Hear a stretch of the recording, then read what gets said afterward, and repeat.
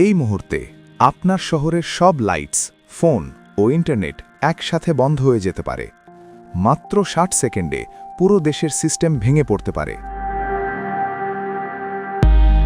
বেশিরভাগ মানুষ এখনও বুঝতেই পারছে না, ইএমপি অ্যাটাক শুধু একটি সম্ভাবনা না, এটি আসন্ন হুমকির প্রতীক। এটা ইতিমধ্যেই শুরু হয়ে গেছে ইনভিজিবল ওয়েতে। এই মুহূর্তে বিশ্বে প্রযুক্তি নির্ভরতা সর্বোচ্চ স্তরে পৌঁছেছে। বিদ্যুৎ, কমিউনিকেশন, ব্যাংকিং, মিলিটারি সবই ইলেকট্রনিক্সের উপর নির্ভর।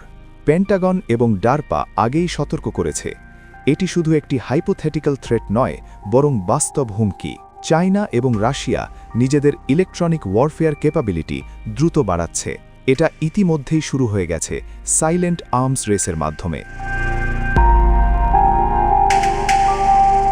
ইএমপি, ইলেকট্রোম্যাগনেটিক পালস, একটা উচ্চ শক্তির নিউক্লিয়ার বা নন নিউক্লিয়ার ডিভাইস ইলেকট্রনিক্স ধ্বংস করতে পারে। এই মুহূর্তে হাই অ্যালটিটিউড ইএমপি অ্যাট্যাক করলে পাওয়ার গ্রিড, ইন্টারনেট, স্যাটেলাইটস সব ডেড হয়ে যাবে। নাসা জানিয়েছে, space based EMP satellites global কমিউনিকেশনে ম্যাসিভ ডিসরাপশন তৈরি করতে পারে। এখানে আগুন নেই, শব্দ নেই, শুধু ইনস্ট্যান্টেনিয়াস সিস্টেম ফেলিয়ার। বেশিরভাগ মানুষ এখনও বুঝতেই পারছে না, আমাদের জীবনের প্রতিটি অংশ টেকনোলজির উপর নির্ভর। একটা ইএমপি অ্যাটাক মানে হসপিটালস বন্ধ, traffic signal inactive, military communication lost, banks এবং এটিএম ডেড। আসল হুমকি হলো কেউ আগে বুঝবে না, তারপর প্যানিক শুরু হবে। এই মুহূর্তে ইএমপি শুধু থ্রেট নয়, এটি global race. United States high tech EMP defence ও হার্ডেন্ড ইনফ্রাস্ট্রাকচার ডেভেলপ করছে। স্পেসএক্স স্যাটেলাইট কনস্টেলেশন এক্সপ্যান্ড করছে ব্যাকআপ কমিউনিকেশন হিসেবে। চায়না ইন্টেলিজেন্ট ওয়ারফেয়ার এবং কম্বাইন্ড সাইবার প্লাস ইএমপি অ্যাটাকে ফোকাস করছে। Russia aggressive electronic warfare strategy নিয়ে এগোচ্ছে। যে আগে অ্যাটাক ডিটেক্ট বা নিউট্রালাইজ করতে পারবে, সে অ্যাডভান্টেজ পাবে। এটি শুধু টেকনোলজি রেস না, স্পিড রেস।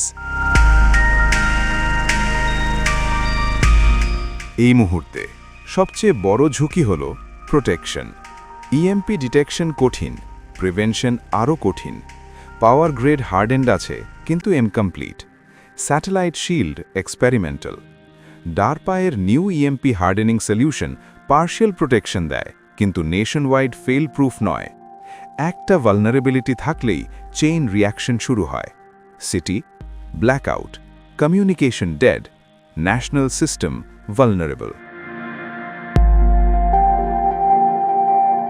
ইএমপি অ্যাটাক কি সত্যি হতে পারে? হ্যাঁ, high altitude nuclear EMP rare কিন্তু possible. Non nuclear EMP devices already developed. Pentagon simulation দেখিয়েছে মডার্ন সিটিজ হাইলি vulnerable.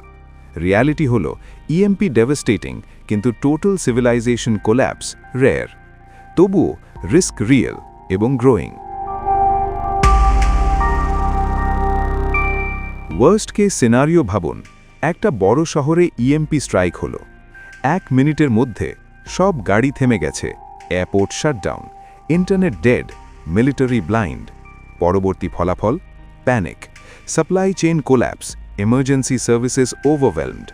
এটা যুদ্ধের নতুন রূপ, যেখানে বুলেটস নয়, ডেটা আর ইলেকট্রিসিটি টার্গেট। এই মুহূর্তে আমরা এমন এক যুগে আছি যেখানে ইনভিজিবল ওয়েপন্স ভিজিবল হ্যাভক সৃষ্টি করছে। বেশিরভাগ মানুষ এখনও বুঝতেই পারছে না, প্রযুক্তি যত বাড়ছে রিস্ক তত বাড়ছে। আসল হুমকি হল আমরা প্রস্তুত নই। এটা ইতিমধ্যেই শুরু হয়ে গেছে। কিন্তু প্রশ্ন হল, আমরা কি সময় মতো ব্যবস্থা নিতে পারব? এখনই সাবস্ক্রাইব করুন। পরবর্তী ভিডিওতে আমরা দেখাবো কোন দেশ ইএমপি অ্যাটাক থেকে সবচেয়ে নিরাপদ। না জানলে পরবর্তী ব্ল্যাকআউটে আপনি বুঝতেই পারবেন না কি হচ্ছে।